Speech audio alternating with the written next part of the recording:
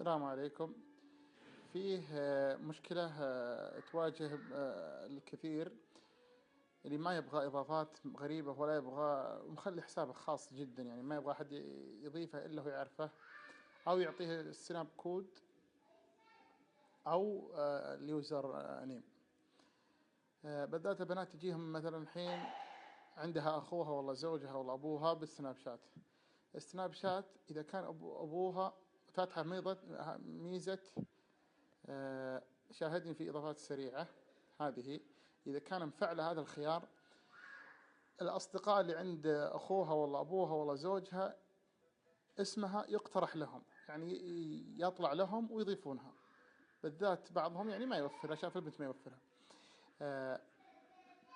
تلغين هذه الخاصية.